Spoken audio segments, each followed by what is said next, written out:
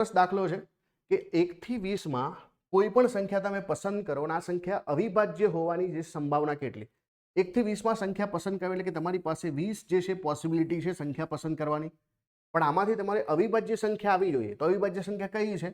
તો જો એક તો જે છે વિશિષ્ટ સંખ્યા છે, એક અવિભાજ્ય સંખ્યામાં આપણે એનું કેલ્ક્યુલેશન નહીં કરીએ. અવિભાજ્ય સંખ્યા કઈ છે? 2 અવિભાજ્ય છે, 3 જે છે અવિભાજ્ય છે, 5 અવિભાજ્ય છે, 7 અવિભાજ્ય છે, પછી જે છે 11 જે છે અવિભાજ્ય છે, 13 જે છે અવિભાજ્ય છે, 17 જે છે અવિભાજ્ય છે, 19 જે છે અવિભાજ્ય છે. રાઈટ? તો 2, 3, 5, 7, 11, 13, 17 ને 19 આટલી સંખ્યાઓ છે. કેટલી થઈ? 1, 2, 3, 4, 5, 6, 7 અને 8. તો 8 સંખ્યાઓ થઈ. આમાં જે છે 20 માંથી તમે 8 સંખ્યામાંથી કોઈ પણ પસંદ કરો તો આટલી સંભાવના થાય. તો અહીંયા જે છે 2 ભાગ ચલાય તો 4/10 થશે, 2 ભાગ ચલાય તો ભાઈ 2/2 અને 2/5 થશે. પણ આપણે તો પોઈન્ટમાં જવાબ લાવવાનો છે, તો આ આપણો જવાબ આવી ગયો કે 0.4 જે છે આપણી સંભાવના છે.